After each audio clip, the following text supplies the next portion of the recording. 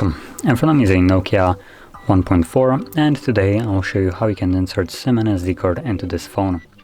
So to get started you'll need to grab one of these things, a SIM eject tool, which comes provided with the device in the box.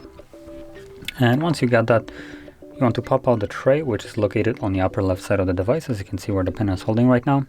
And when you push it in, as you can see, the tray will pop out. And when you take it out, you have space for 2 different SIM cards and 1 SD card. You can occupy both of the SIM trays or just one, it doesn't matter which one. Either one will work.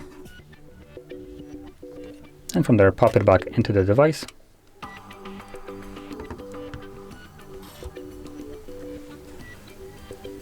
The card should immediately start working. As you can see, there we go. Entered SIM pin. So I'm going to confirm my SIM card pin. So obviously the SIM card is working and SD card should be working as well. And there you go.